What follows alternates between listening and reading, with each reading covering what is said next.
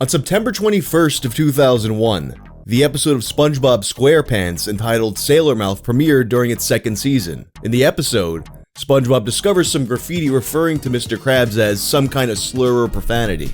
Krabs is, Do you kiss your mother with that mouth? well, sometimes, but not recently. We never find out what the word is because every time it's said, it's censored with dolphin noises. But judging by everyone's reaction, it's a really bad word. Not realizing that it's bad though, SpongeBob and Patrick keep using the word and referring to it as a sentence enhancer. It was a clever way to address profanity on a kids show, and it wound up being one of the most memorable episodes of the show. Of course, it also wound up being a controversial episode with the Parents Television Council saying that it was encouraging kids to curse. In any case, with every instance of the word being censored, people got really curious about what was actually being said. According to SpongeBob's voice actor Tom Kenny, they simply made up fake curse words, some of which were so funny to him that he had to lay down in the recording booth. But with the public never hearing what was actually being said, the uncensored version became a very coveted piece of lost media, one that most assumed would never see the light of day. All that changed with a massive breach to Nickelodeon's internal database, a breach that was referred to as the Nickelodeon Gigaleak. The leak included massive amounts of unseen, unknown Nickelodeon content, so for today's video, let's take a look at the Nickelodeon Gigaleak as well as the search for Sailor Mouth.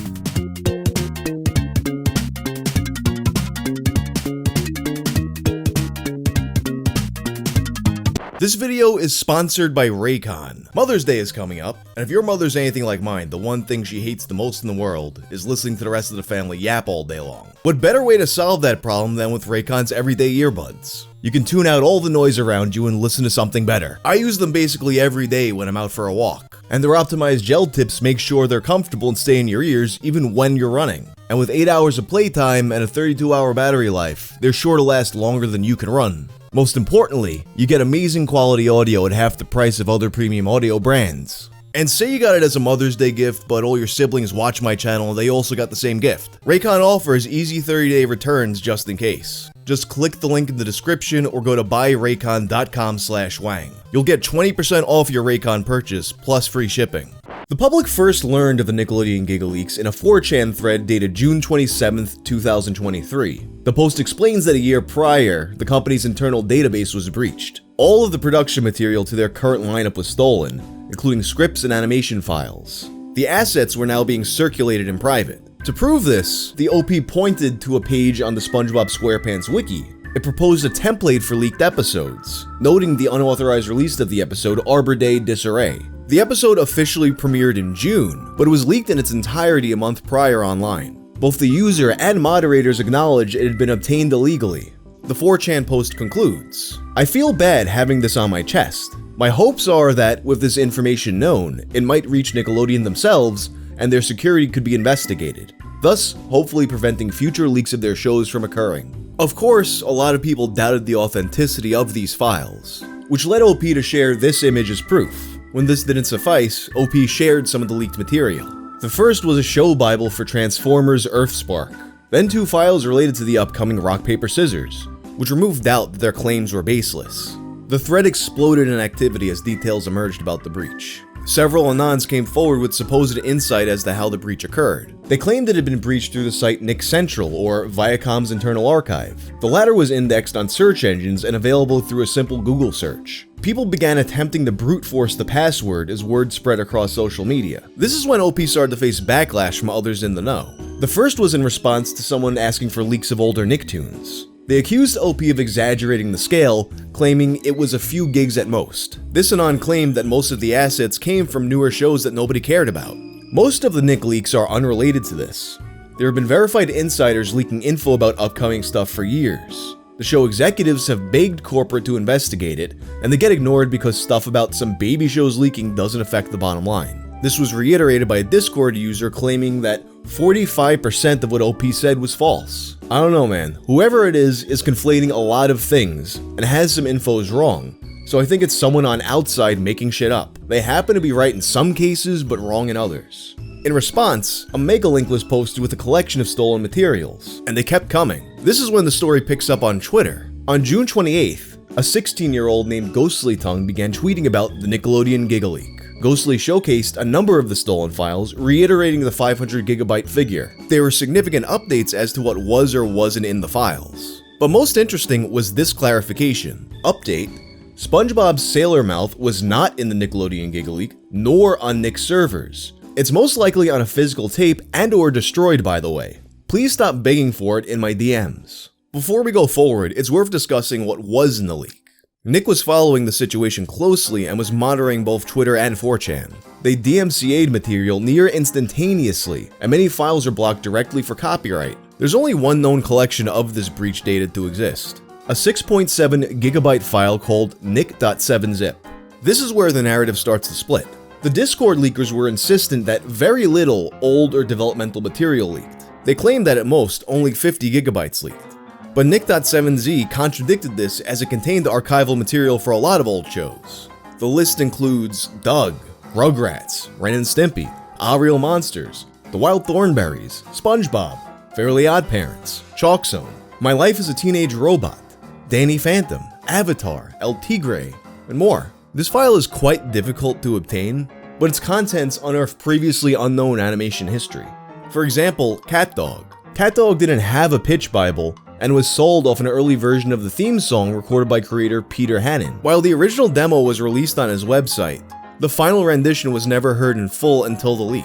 The pitch Bible to Danny Phantom shows it originally involved demons and the dead. This contradicts later claims by Butch Hartman that the ghosts were never meant to be dead. Then you had the Patakis. This was a scrapped spin-off of Hey Arnold centered around Helga Pataki. It took place 6 years after the original show and was intended for older audiences on Nick at Night.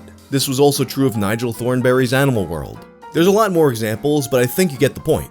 It preserved a lot of previously unknown material and provided a lot of insight into these productions. On July 3rd, it appeared that some people would be facing legal consequences for all this. That day, Ghostly claimed, 2 of the people involved were rumored to have been taken down by the feds or Nickelodeon. They were identified by their Discord tags Bow Down and Incidental 70. These users vanished without a trace, as well as every server they belonged to. This escalated 3 days later when Ghostly issued a statement. Recently, I spoke up about the Nickelodeon Gigaleak, and I understand that it might not have sat well with everyone. But here's the thing, I'm standing my ground. What I want to emphasize is that I felt scared when some individuals tried to push back or even resort to doxing. It's disheartening to witness such negative reactions instead of fostering healthy discussions or simply choosing to move on. We can coexist peacefully even if we don't see eye to eye. The next day, 2 articles were published about the leaks. The first was by Cybersecurity Hub, who covered Ghosty's tweets. The second was by HackRead, who published a statement by Nickelodeon. We are aware of social media posts that alleged production-related files are made available without authorization, and we are investigating. The alleged leaked content appears related to production files only, not long-form content or employee or user data, and some of it appears to be decades old. The article also interviews Ghosty, who they ask about the leak's origin. There's no clear answer. There's only an estimation between fall of 2022 and January of 2023. And Ghosty also elaborated on the threat. It was a message I sent out as someone was threatening my livelihood and attempting to dox me. Ghosty speculated that this person was involved with the leaks but declined to give a name. They continued providing updates undeterred until getting doxed on July 26th. Feeling deeply shaken and scared right now. Recently, I experienced the terrifying violation of being doxed. And now I've learned that my Discord token was leaked in 2020. The worst part is that all my Discord DMs have been breached and exposed. It's a nightmare I can't shake off. I fear the breach might have happened due to a bad actor exploiting permissions on one of the bots. I'm scared for my online safety and don't know where else my private information might be floating around. Taking immediate steps to secure my account, changing passwords, and enabling 2FA, but the anxiety lingers. Please everyone, be vigilant and cherish your online privacy. The update stopped sometime in August with Ghosty shifting focus to other topics. This, as it turns out, was due to Nickelodeon's lawyers. For Nick leaks, Nick has contacted me about it through their lawyers. I can't say much nor give files or tell you where any files are available. It's not great being the main person on a news article about a Nick hack. Not only that, but he revealed that the dox was revenge for hogging the leak. Plus, with Nick lawyers saying those things, plus being doxed heavily, it's not fun nor good for my mental health. I got doxed for hogging the leaks. It's not like I'm supposed to leak it even more. There was clearly more to the story. Far more data had been obtained, and people were lying about what they had. This brings us to some of the final updates Ghosty gave about the leaks. On July 30th, this title card was posted, purported to be part of the leaks. It reads, SpongeBob water plate slow-mo, and it's dated April 27th, 1999. Then 30 minutes later, Ghosty tweeted out a now private YouTube video. Apparently, some SpongeBob stuff, like full music tracks, are being posted online. The leaker or person connected to these Nickelodeon Gigaleaks has a YouTube video and has been posting the leaks since as early as May 14th, 2023. It was in early 2024 that bedhead Bernie, who brought this topic to my attention and wrote most of this video, became aware of a mysterious YouTube channel called Nautical Sponge. In many ways, it was innocuous, uploading memes and fan edits from the community. But hidden in between these memes were rare bits of SpongeBob archival material. The first clip brought to their attention was a textless upload of the theme song. Immediately, you'll notice the similarities to the title card shown before, but just watching it is proof enough that this was the real deal. In fact, scattered through this and several associated channels, there's a cache of unmistakably genuine leaks. You got audio of Mr. Krabs swearing. What's that music? I think Mr. Krabs is gonna sing. Oh, great. If I could talk to money, how great my life would be. We don't tell you fuck make the silent bitch a bee. I asked for fucking letters, and a guy just done a flea. As a fighting making stun of my but you're done of the face but break. You got footage of Patchy swear.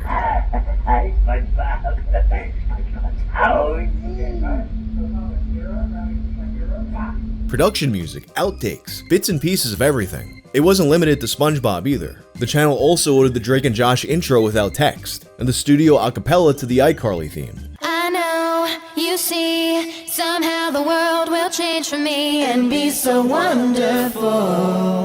The individual had clearly disguised themselves to distribute leaked content. And on November 28th of 2023, Nautical Nonsense uploaded lost footage from the Season 2 episode, You Wish. The Lost Media Wiki has a section describing how this surfaced. The recording is said to have originated from Discord, posted by an anonymous person with access to SpongeBob production tapes. They identified this person as Nautical Sponge, even alleging them to having uploaded it originally.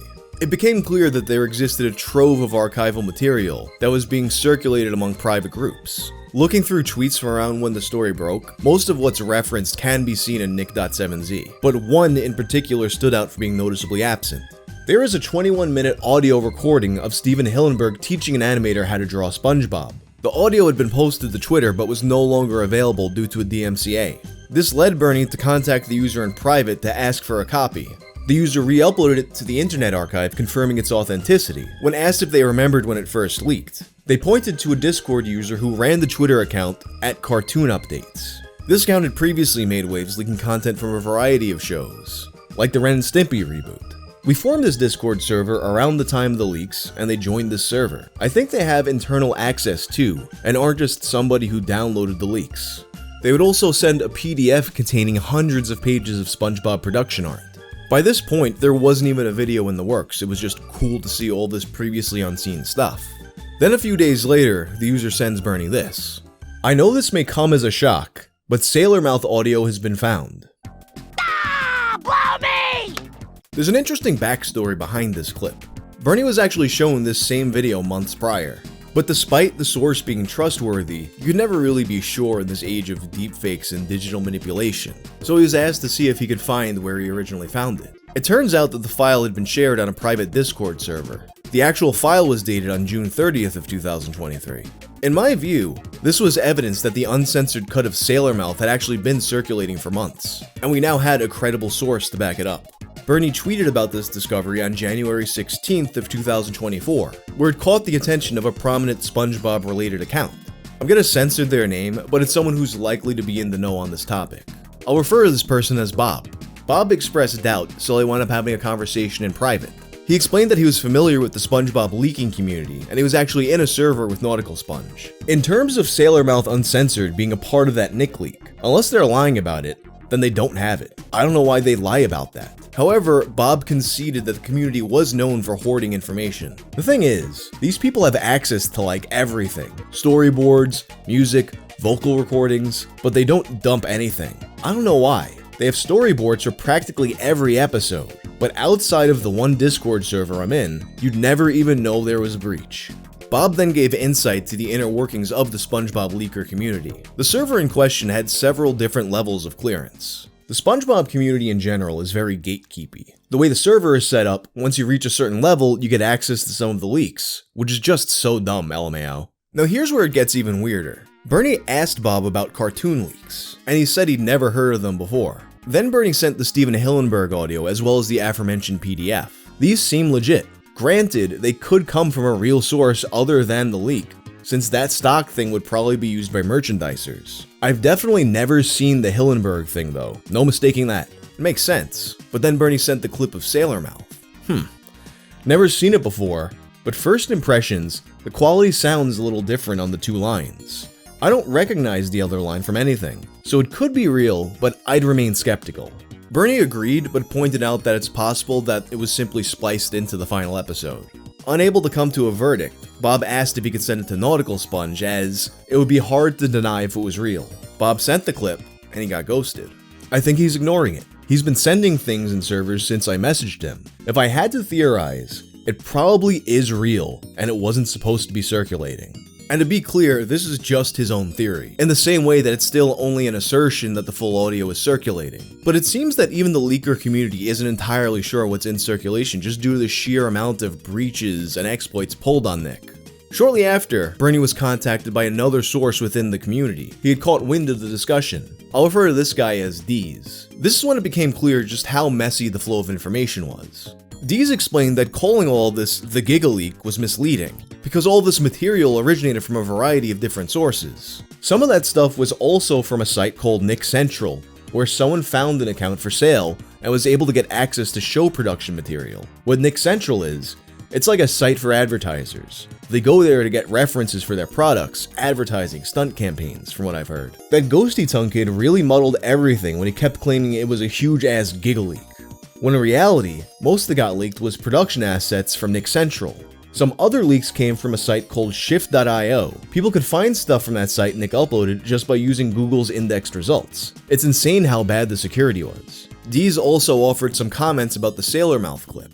I don't think Nick would actually ever bother digitizing or archiving Sailor Mouth uncensored. Like when people say Nick has Sailor Mouth, I think they mean, yeah, some old tape sitting somewhere in the physical archives. Most likely, those clips you were given weren't from Sailor Mouth, but from random clips of crew members' outtakes during recordings. Most voice actors curse and shit during that. But to complicate things even further, he was also unfamiliar with the Steven Hillenburg audio. There could be more out there that people are sitting on. He also spoke about rumors of a rogue employee and a closed-door source that vanished. Most of these guys are given stuff from a guy that is very closed doors, from what I've heard. And he vanished when everything was patched. Rumors floating around about a rogue employee or something, but honestly no one knows. This could relate to other rumors that a former SpongeBob crew member once had the uncensored Sailor Mouth tape. But until then, the answer about whether or not this is actually legitimate remains inconclusive. And all we'll have is a 3-second clip of SpongeBob yelling "blow me." The clip went public on February 20th of 2024 in rather strange circumstances. That day, an account named Optigear posted the following. Hey guys, SpongeBob leaker here. Proof im image. Did not expect it to get this big, not gonna lie. Anyways, I might be in deep shit for this, but here's the link to my profile which contains all the stuff. Don't really care anymore, the damage is done. The tweet contained the link to spongebob.zip. It had a lot of the files from Nick.7z, but there were a few additions though, such as a PDF in each part named Clown. It contains Ghosty's real name, and labels him as a mentally autistic hacker. It also contained the first known excerpt of Sailor Mouth, as well as a second previously unheard clip. You fuckface! This revelation went viral, amassing millions of views and over 30,000 likes. It also reached YouTube with the subject reaching a wider audience for the first time. The second clip is strange to say the least. It seemingly wasn't circulating, and it's difficult to place where it'd actually appear in the episode. There's speculation that it could be a completely unused outtake, while others suspect that it's just fake. And this is largely where the story ends today, with the verdict on whether or not these clips are authentic remaining unclear. The broader mystery of how much material was actually stolen from Nickelodeon also remains unclear, with it being entirely possible, maybe even likely, that we never get a conclusive answer. But anyway, that's all we know for now. If you like this video, turn on notifications and check out my video about other Nickelodeon lost media. I'm out.